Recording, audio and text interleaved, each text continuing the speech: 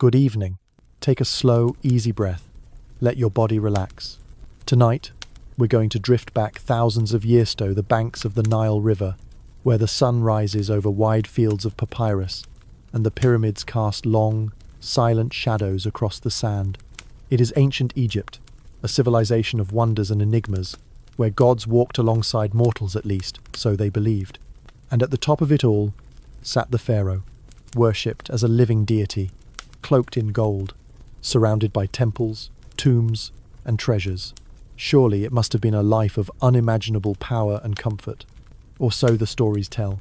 But beneath the shimmer of divine authority was a far more demanding reality one, filled with pressure, paranoia, endless rituals, and the ever-present threat of revolt, disease, or the displeasure of the gods. In this journey, we'll explore what it truly meant to be pharaoh, from the ceremonial weight of the crown to the harsh desert winds of daily life in the palace. Along the way, we'll meander into the lives of scribes and servants, the tomb builders in Deir el-Medina, and even those tasked with preparing a pharaoh's body for eternity, all presented in a soft, steady rhythm, because this isn't a lecture, it's a calm unraveling of time, an ancient tale told to help you rest. So if you're ready, gently close your eyes, or simply let your gaze soften, and imagine yourself standing beneath the high ceilings of a palace in Thebes. Incense lingers in the air.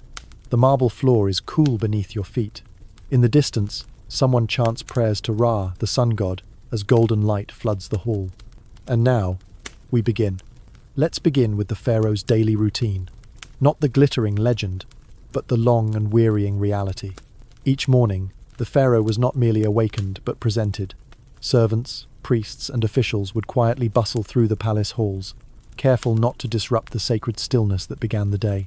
Imagine a chamber filled with the scent of lotus oil and freshly burned myrrh, where linen curtains flutter in the early breeze. But this wasn't leisure. From the moment he opened his eyes, the pharaoh had a role to play. He was not a man, he was a god-king. His waking hours began with purification rituals. Not just once, but sometimes multiple times throughout the day.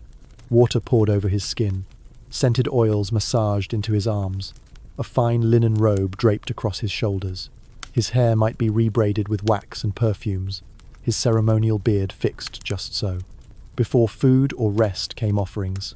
He was expected to lead morning prayers to the gods Ra in particular, whose rising sun symbolized divine order. These prayers weren't spontaneous. They followed a specific ancient script, recited in the proper cadence, with offerings of bread, beer, and incense placed upon altars. If he didn't perform them correctly, or worse, if he failed to do them at all, it was said the balance of the universe could begin to fray. His meals, though rich by comparison to the common farmers, were not always extravagant feasts. Bread, figs, fish, onions, and wine were staples. But there were days when the pharaoh fasted as part of religious observance, or when illness, stress, or political crisis dulled his appetite entirely. Throughout the day, he would meet with his vizier's chief advisors responsible for law, treasury, agriculture, and foreign affairs. The land of Egypt stretched over 1,000 kilometers, and governing it required endless decision-making, grain taxes, Nile irrigation, rebellions in Nubia, tribute from Syria, sacred construction projects falling behind schedule. Every choice he made wasn't just political, it was cosmic. The pharaoh was Ma'at, the embodiment of truth and order. One misstep, and chaos might seep in, upsetting the divine balance. Imagine the weight of that expectation, to appear strong even when ill, wise even when exhausted, infallibly even when surrounded by shifting court loyalties and the ever-present possibility of betrayal. Even leisure time could feel ceremonial. A pharaoh might go hunting, but his every move was watched and recorded by scribes who painted scenes on temple walls of perfect, heroic conquest, whether or not the lion truly fell with a single spear. And as the sun set, the rituals began again. Evening prayers, purifications, temple inspections, and preparation for sleep. Even dreams were considered sacred messages from the Diviniso. The pharaoh's chamber might be adorned with protective spells, charms, and prayers to ward off nightmares. He slept on a carved wooden bed, possibly gilded, covered with linen sheets. Servants might fan the air or burn herbs to keep insects away. And yet, Even in rest, he was never truly alone. Always watched, always needed. A living god, yes, but one forever bound by duty, image, and expectation. Not so much a ruler above all, but a prisoner of sacred perfection. Now, let us turn our attention to the women who stood besidio sometimes in front of the pharaohs, the queens of ancient Egypt. Their lives, though often painted with elegance and divine beauty, were marked by their own quiet struggles, expectations, and dangers. Imagine yourself stepping through a shaded colonnade within the inner palace, where warm stone walls glow softly in the afternoon light. The air is still and perfumed, heavy with the scent of rosewater and crushed sandalwood. Somewhere nearby, linen rustles as ladies-in-waiting tend to their queen. Being a queen in ancient Egypt was far more than being the pharaoh's consort. She was the great royal wifey, a title both exalted and weighty. In ceremonial carvings, she might be shown with a vulture headdress or holding the sacred lotus, standing almost shoulder to shoulder with the king. In practice, however, her influence was a delicate balance of visibility and discretion. Some queens, like Nefertari, wife of Ramesses II, were deeply revered. Others, like Hatshepsut, crossed the boundary entirely, becoming pharaoh in their own right. But most lived within a world of tightly controlled privilege, where every gesture, every word, was measured for propriety and symbolism. From early childhood, noble women were trained in etiquette, music, temple rituals, and the management of domestic affairs. A queen needed to know how to host a foreign envoy, how to oversee vast household staffs, and how to perform sacred rites that ensured fertility and divine favor. But beneath the ritual and splendor, life inside the palace walls could be isolating. The palace was its own enclosed world, physically separate from the common city. Within its sandstone walls, a queen might go months without leaving, her movements restricted for safety, privacy, and sacred propriety. Her companions were carefully chosen. Her conversations were likely overheard. And though we speak of queens, it's important to remember there were often many royal wives. Polygamy was a norm among pharaohs, especially for political alliances. Each foreign princess sent as a gift of diplomacy came with her own customs, servants, and expectations.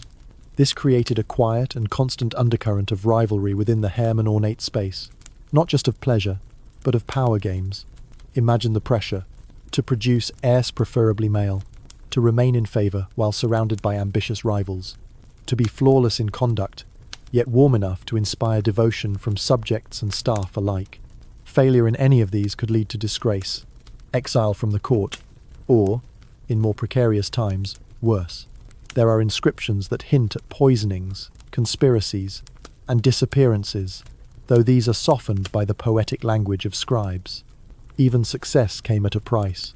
Hatshepsut, who ruled as pharaoh, took on the regalia and titles of a man, wearing the false beard of kingship. For years after her death, her monuments were defaced, her name scratched from records.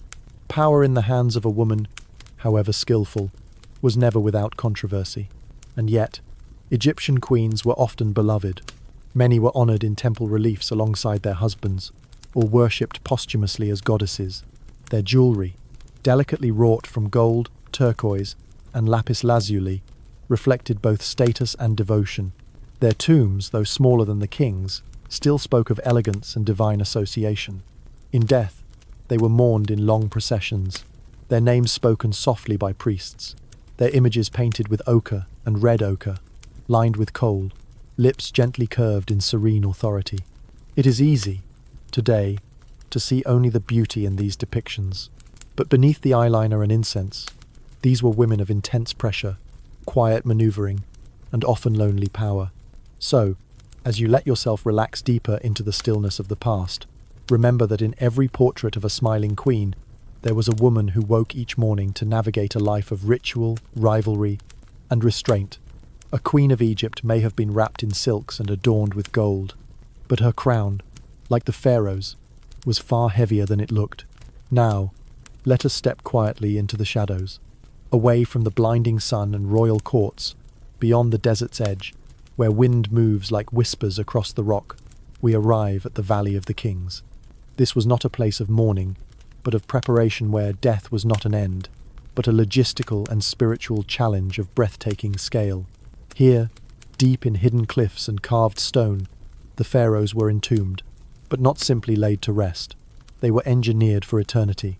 Imagine the tomb still unfinished even as the king neared his final days. Scribes and workers labored in silence. Long corridors were etched into rock with scenes from the Book of the Dead, spells and maps meant to guide the soul through the dangerous underworld. Torches flickered, painting gold across the walls as pigments were ground and mixed. Red from iron oxide, blue from lapis, black from soot.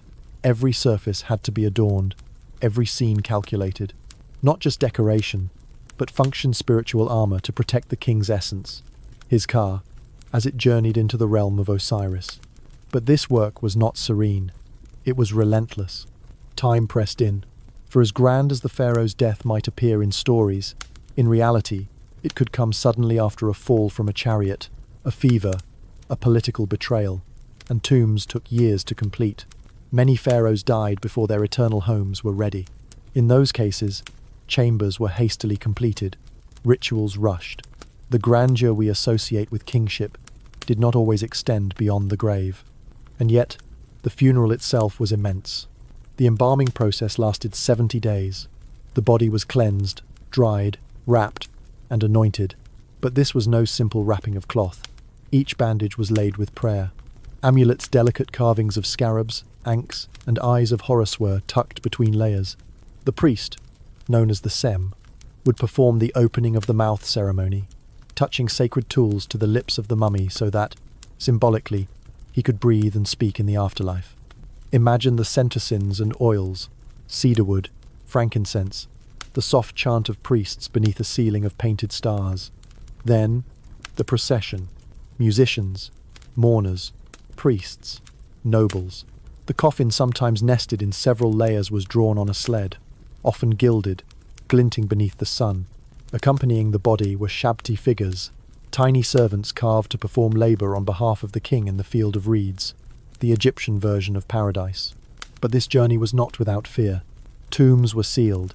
Yes, but even in ancient times, looting was rampant. Grave robbers came in the night, chiseling through plastered doorways, searching for gold, leaving disarray. Even priests, in later dynasties, sometimes reburied mummies to protect them from desecration. And then, there were the spiritual dangers. The underworld duat was filled with peril.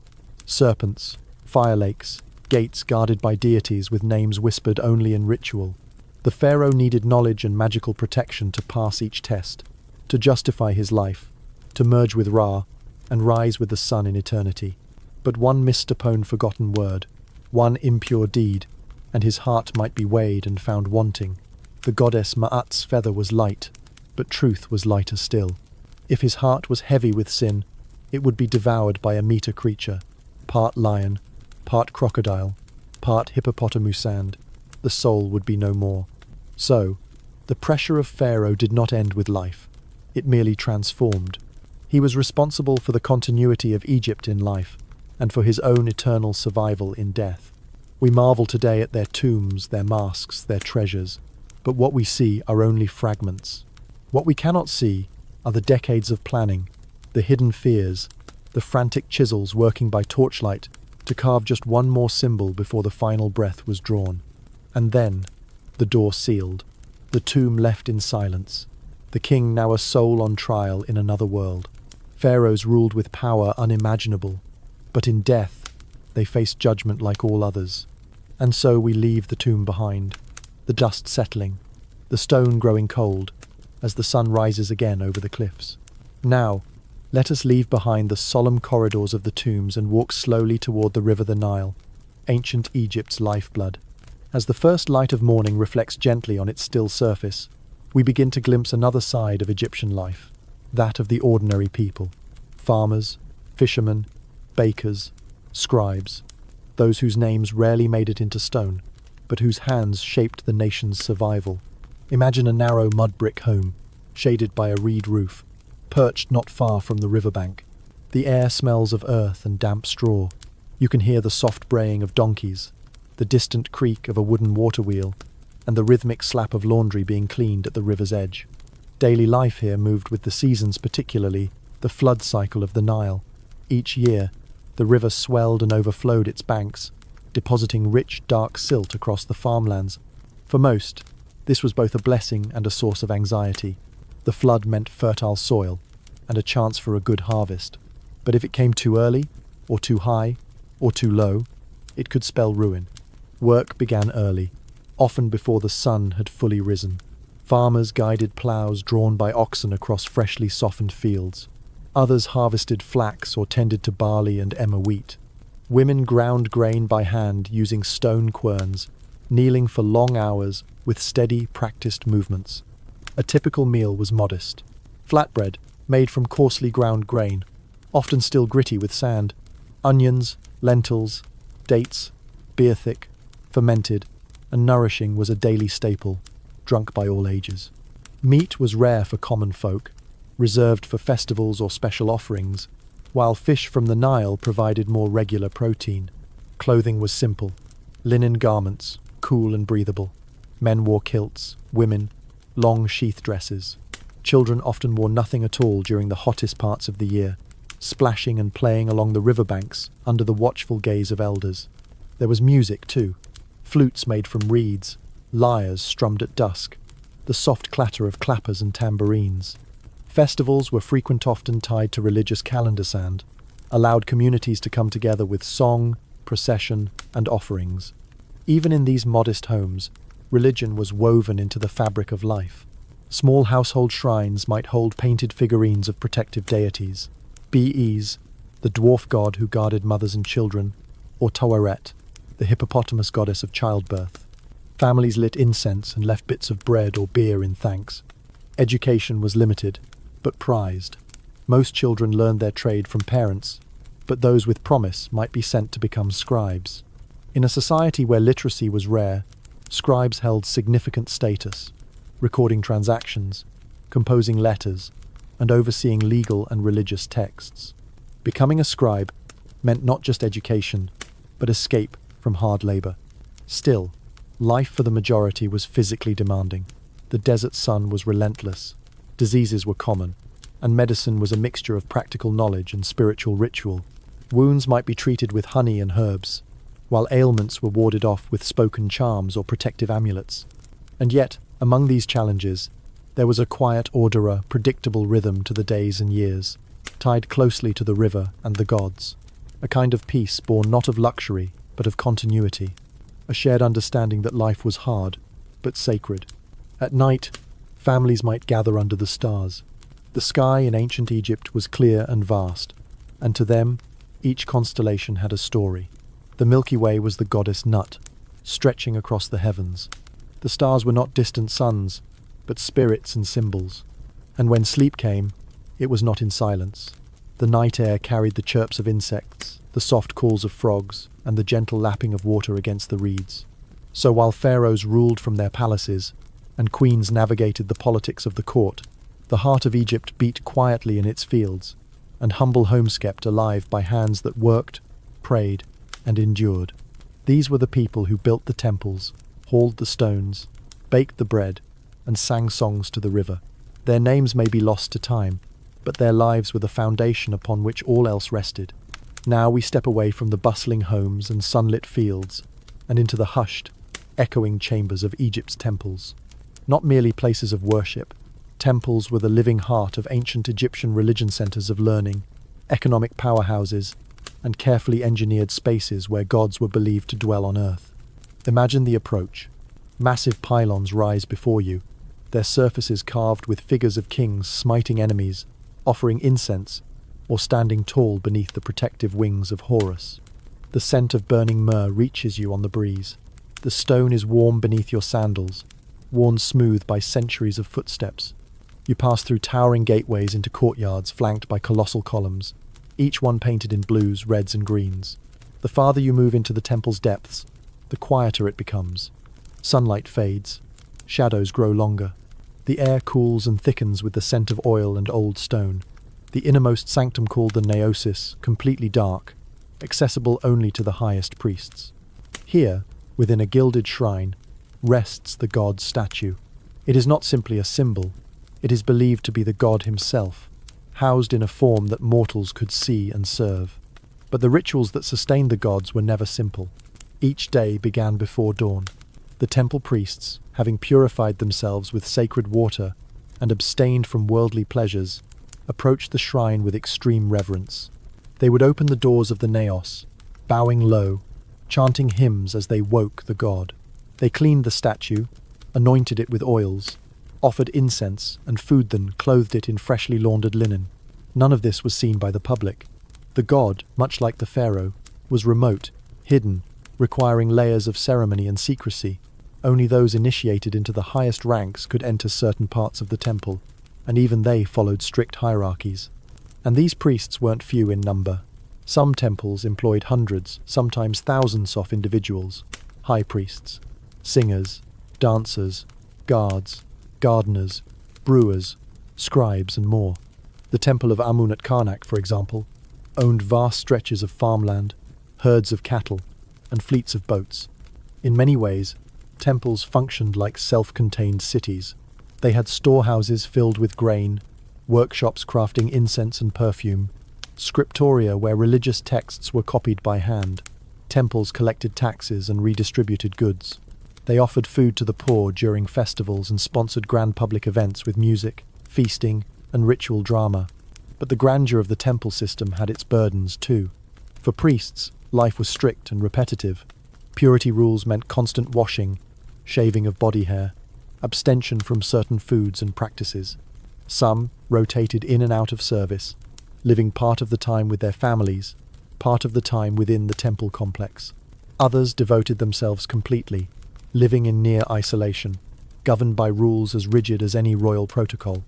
And the gods themselves, though honored, were demanding. If offerings were not made correctly, if festivals were neglected, if omens were ignored, it was believed disaster could follow.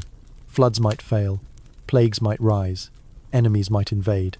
Every detail mattered: the color of a garment, the order of a chant, the hour of a procession.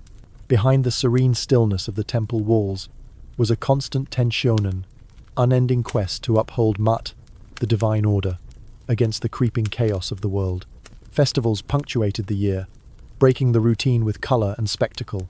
One of the most important, the Opet festival, saw the statue of Amun carried in a sacred bark down the Nile from Karnak to Luxor, accompanied by music, dancers, offerings, and crowds. But even these joyful moments were wrapped in ritual. Everything had meaning. Everything had to be done just so. So, while a temple might seem a place of peace, it was also a machine complex, relentless, and heavily staffed. A world where gods had schedules, and divine favor was something to be carefully maintained through labor, knowledge, and precision. And as you sit now in the quiet of the present, let your thoughts drift back to that darkened sanctuary, where a priest bows before a statue bathed in the scent of lotus oil. He speaks softly, words memorized since youth. He lights incense. He closes the doors. The god returns to sleep. The temple breathes, and the machinery of devotion turns for one more day. Now let us turn away from the grand temples and ceremonial courts, and walk instead along a narrow, sun-baked path into a hidden valley, quiet, dusty place nestled near the cliffs west of Thebes. Here lies Deir el-Medina, a small, walled village unlike any other in ancient Egypt. This was a town of workers specifically, those entrusted with building and decorating the royal tombs in the Valley of the Kings. And though humble in size, Deir el-Medina was home to some of the most skilled artisans, scribes, and craftsmen of the New Kingdom.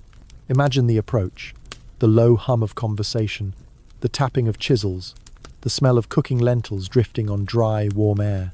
The houses here were made of mud brick, simple in form, but tidy and organized. Streets were narrow, shaded in places by linen awnings. Goats bleated. Children played with carved toys in the dust. Life here was different, more protected, more structured. The artisans were state employees, and their work was secret. They were not allowed to speak of what they saw or created within the tombs. And so, Deir el-Medina became a kind of island, sealed off not only by cliffs, but by duty. Each week, the workers would walk in procession to their job site, following a well-trodden path up into the valley. Their tool chisels, brushes, pigments were carried with care. They would work in teams inside the tombs, carving, painting, and plastering in near darkness, often for decades. Their subjects were not invented. They followed specific sacred texts, the Amduat, the Book of Gates, the Litany of Ra. These works guided the pharaoh through the underworld, past serpents and caverns, toward rebirth with the morning sun. And yet, despite this spiritual gravity, life in the village had an almost modern character. These workers were literate. Their walls are filled with personal notes, prayers, letters, and even jokes. Ostraca shards of pottery or limestone, used like scrap paper, survive in abundance, offering glimpses into their minds. Do not drink too much beer. It leads to ruin. Deliver the barley, or I will come and get it myself. She is more beautiful than a goddess when she walks in the garden. There were arguments, complaints, even labor strikes, the earliest recorded in history. In one case, the workers stopped construction until their rations of grain and beer were restored. They were not passive laborers, but thinking, feeling people who understood their worth. Scribes kept detailed records of absences and work. One might be excused for tending to a sick wife, another for brewing beer, another for feeling unwell. These records read not like dry bureaucracy, but like diary entries. In their free time, villagers planted gardens, held feasts, worshipped their household gods. They carved small personal stelae with prayers and thanks. Many left behind self-portraits, exquisitely detailed carvings that show them standing proudly, chisel in hand, beside their family. But secrets hung thick in the air here too. Working in the tombs, these men knew where treasures were buried, what walls were false, which corridors led to royal remains. It's perhaps inevitable that some were tempted. Whispered tales of theft emerged, and investigations followed. Some workers were questioned, a few punished. The line between reverence and temptation was thin, in a world where gold glinted just inches from your fingertips, and eternity was painted across the walls. Still, Deir el-Medina endured for over 4 centuries. It was a place of creativity and community, but also of confinement. A village where daily life was dedicated to preparing others for the afterlife. So now, imagine it as it once was. Evening settles over the village. The air cools. A father carves hieroglyphs by lamplight while his child dozes nearby. A mother kneads dough, singing softly. From a nearby home, laughter echoes a story told for the 10th time, and still funny. Above them, the stars emerge. The same stars they carved into tomb ceilings, the night sky, an eternal promise. And below them, in the valley beyond the ridge, the pharaohs sleep in stone, wrapped in the legacy of these quiet hands. Now we ascend socially, if not spiritually, from the artisan's village to the grand estates and columned halls of Egypt's elite. Here lived the viziers, nobles, and generals who formed the administrative backbone of the kingdom. Though the pharaoh ruled in name as the embodiment of divine order, it was these Manand, sometimes women, who translated his will into action, maintained infrastructure, enforced laws, and made Egypt run. Imagine yourself standing in the garden courtyard of a nobleman's villa. Palm trees sway gently overhead, and a small pool, lined with lotus and papyrus, reflects the pale blue sky. The home is large, constructed of whitewashed mud brick, decorated with painted tiles, and cooled by breezes drifting through lattice screens.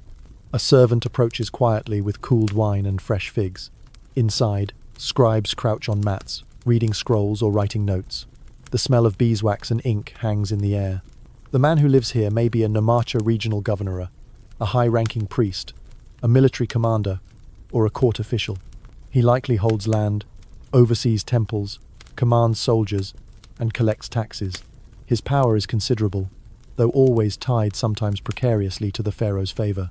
Chief among these elites was the vizier, the highest official under the king.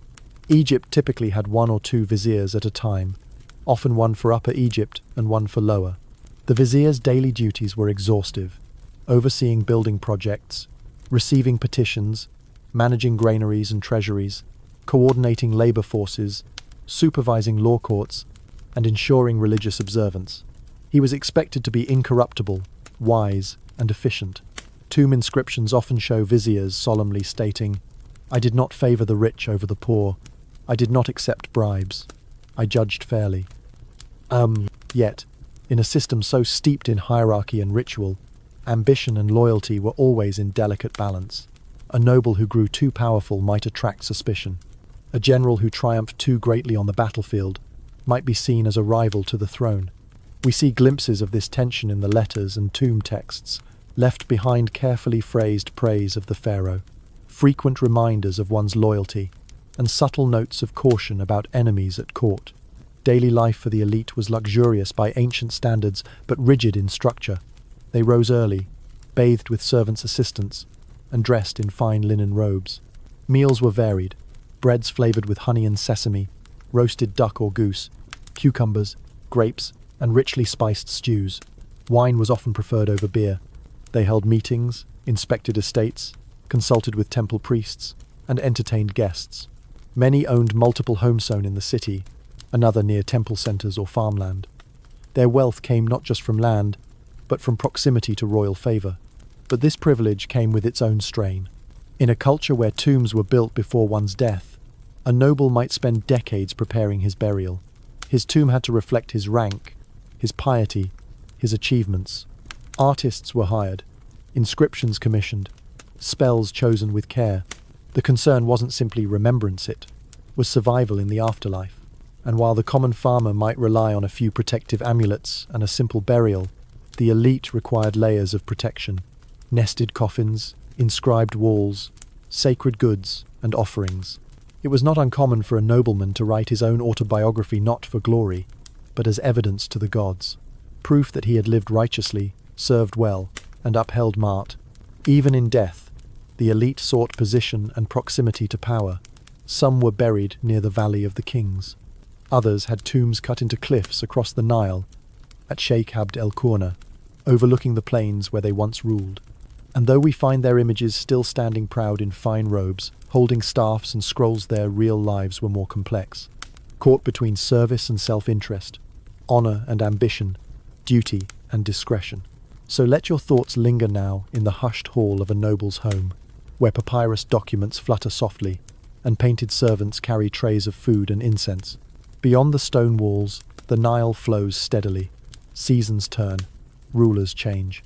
But inside, the business of Egypt continues, recorded, calculated, sealed. The pharaoh may sit at the top, but the silent engine of the state rests here, among these careful hands. And now, we come to the final chamber of our journey, the legacy left behind by the pharaohs, and how time has shaped, reshaped, and often forgotten those who once ruled Egypt with divine authority. As the desert winds shift over centuries, so too have the stories of these kings and queens changed, preserved in some places, effaced in others, reinterpreted over millennia by scribes, conquerors, and modern eyes alike. Imagine yourself walking through the ruined halls of a once mighty temple, the columns cracked, paint long faded, but the grandeur still apparent in the curve of a lotus capital, or the ghost of a hieroglyph traced by the morning sun. Here, time moves differently. The pharaohs built to be remembered. Their tombs were cut deep into mountains, their names etched onto temple walls, their deeds recorded in stone. But permanence was never guaranteed. Many rulers were forgotten, some intentionally. Take Akhenaten, for instance, a pharaoh who broke with tradition, worshipped a single god, the Aten. The sun discanned moved the capital to a new city. His changes were radical, and after his death, his name was systematically erased from monuments. Even his face, carved so distinctly, with elongated features and gentle lips, was chiseled away by those who followed. Hatshepsut, one of the most successful female pharaohs, ruled for over 2 decades. She built magnificent temples, led trade expeditions, and brought peace to the land. Yet after her death, her stepson and successor sought to erase her memory, removing her name from cartouches, reinscribing monuments, and breaking her statues. Why? Perhaps jealousy, perhaps fear of setting a precedent for female rulers, perhaps simply the politics of legitimacy.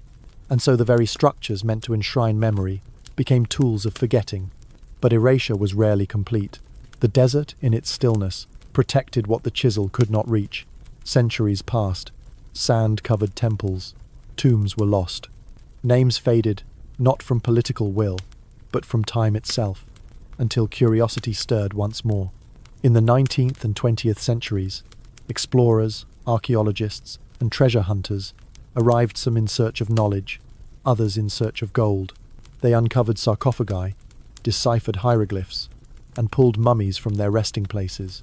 The most famous, perhaps, was Tutankhamun, a minor king in life, buried in a modest tomb his name, forgotten for centuries. But in 1922, his resting place was found nearly intact, filled with dazzling gold and rich artifacts. Suddenly, the boy king became the symbol of ancient Egypt across the modern world. It is strange how legacies are formed. The most powerful kings, Ramesses II, Thutmose III, left vast monuments, yet their stories are less familiar to many today than that of a young pharaoh who died before his 20th birthday. And even now, new discoveries continue. A scroll hidden in a worker's hut, a sealed tomb beneath the sand, a fragment of painted plaster that reshapes a story once thought complete. Still, even with all we've learned, much remains lost. The spoken words of pharaohs, the real tone of their voices, the color of their thoughts, the fears they carried, the love they gave. They ruled with absolute power. They were worshipped as gods. But in the end, they were human, subject to decay, to political tides, to forgetting. And so, their grandest monuments, those immense pyramids, those carved tombs, those towering obelisks are not just expressions of power, but of vulnerability, testaments to the ancient desire to be remembered, to say, I lived, I mattered, let my name be spoken after death.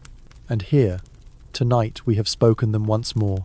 Ramesses, Hatshepsut, Akhenaten, Tutankhamun, names pulled back from silence, gently recalled in the quiet of this moment. As you rest now, imagine the desert night once more. The wind slips over stone, over sand, over buried doorways long sealed. The stars glint above as they did 5,000 years ago. And somewhere, beneath rock and time, a pharaoh still sleeps, dreaming of the rising sun. And now, we leave ancient Egypt behind. The last torch has burned low in the temple. The tomb doors have been sealed. The Nile flows on, silent and unhurried beneath the stars, just as it did thousands of years ago, and just as it will tomorrow. We have walked the halls of pharaohs and queens. We have stood in the shadow of pyramids and listened to the whisper of chisels in dark tombs. We have heard the songs of farmers by the river and the careful chants of priests before the gods. We have lingered in the homes of scribes and nobles, traced the painted walls of their burial places, and watched the slow, careful unfolding of legacy. And through it all, what we find is not just the grandeur, not just the burden of rulership or the machinery of devotion, but a thread of humanity that runs quietly through every corridor, every field, every fragment of pottery. Because no matter how high or low they stood, the people of Egypt, like all people, worked, worshipped, hoped, feared, and loved. They lived their lives beneath a sun that gave both life and harshness. They built with care, prepared for death with seriousness, and dreamed of eternity beyond the stars. And perhaps, in some quiet way, their wishes have come true. For tonight, they are remembered. In the calm of your own room, perhaps with a soft breeze at the window or the hum of distant night sounds, you have walked among them, not as a tourist, not as a scholar, but as a listener, as someone willing to share in the quiet rhythm of lives long past. There is something deeply restful in this kind of history. It asks nothing of you. It requires no argument, no action, only presence, only breath, only the willingness to drift, gently, through time. So, let yourself now drift even further. Let the names and faces fade softly like twilight on stone. Let the river return to its quiet current. Let the past settle into silence once again. You are safe. You are still. You are far from the weight of crowns and the flicker of flame in ancient halls. And in this quiet, in this moment, may your own sleep come gently, like the desert wind over sand. Good night, and thank you for wandering through time with me.